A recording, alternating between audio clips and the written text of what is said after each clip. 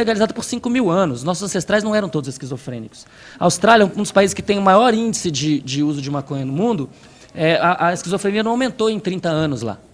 Tá? Agora, essa é uma questão importante, aí entra a ciência.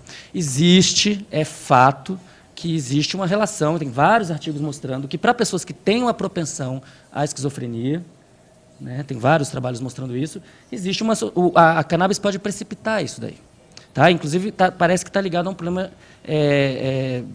a uma mutação num gene que codifica para uma enzima que metaboliza a dopamina.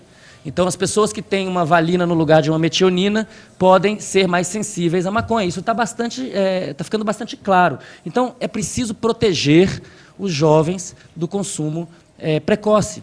Né? Os trabalhos que existem mostrando uma associação com a esquizofrenia, como é que fala odds ratio? Proporção à incidência. Né?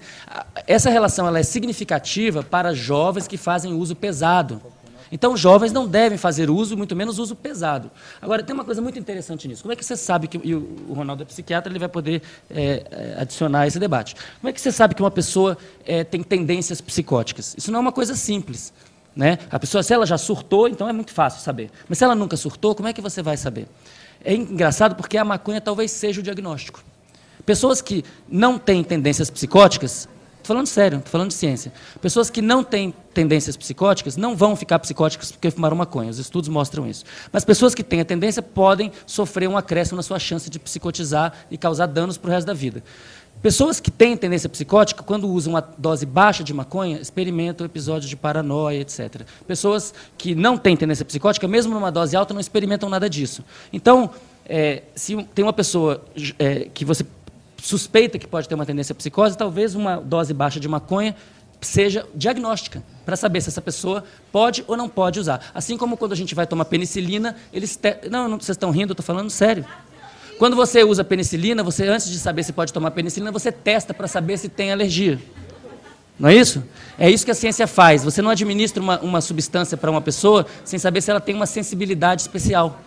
Tá? Tem pessoas que não podem... consumir uma ou outra substância, ou que tem fenilcetonúria, ou que tem qualquer outra intolerância a uma determinada substância, e você precisa proteger a pessoa disso. Mas você consegue isso como? Com mais informação. Primeiro, eu não estou defendendo legalização de droga aqui. Eu estou explicando por que a maconha funciona como um remédio. Agora, mesmo que você usar ela como remédio, ela tem efeitos colaterais. Se ela for abusada, ela vai fazer mal. Se a pessoa está dentro do grupo de risco, ela vai sofrer as consequências de usar um remédio que pode desencadear, no caso de pessoas que têm tendência a esquizofrenia ou psicose, pode até desencadear, de fato, um surto, como pode acontecer também com o álcool e outras drogas.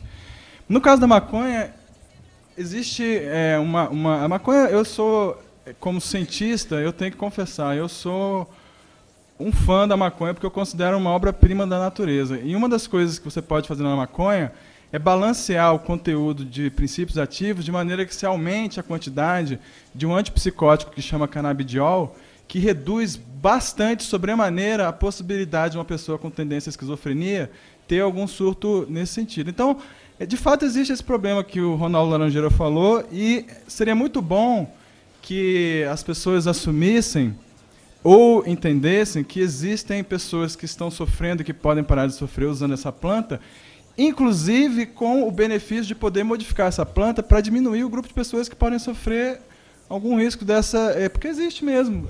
Tem grupos de risco para qualquer tipo de remédio. Né? As pessoas com tendência à psicose certamente não devem usar maconha, muito menos a maconha que é vendida na rua. Eu não estou falando das pessoas... eu estou chamando de remédio a maconha que é vendida na rua. A maconha que é vendida na rua, ela é misturada com crack, cocaína, amônia, o que for. Eu estou falando de plantas produzidas padronizadamente da forma que hoje em dia já é produzida no Canadá, nos Estados Unidos, na Holanda. Eu não estou falando de uma coisa de outro mundo, né? Eu estou falando de uma novidade de 5.000 anos, entendeu? Que está sendo reestabelecida porque hoje em dia existe toda uma tecnologia, uma compreensão tanto do potencial negativo do abuso, quanto do potencial positivo. Mas com relação específica, então, à esquizofrenia, essa questão ela já vem sistematicamente sendo trabalhada, simplesmente modificando, né, a relação, né, o balanço entre canabidiol e THC, de maneira que aumentando o canabidiol, você aumenta um componente que é antipsicótico e resolve esse problema.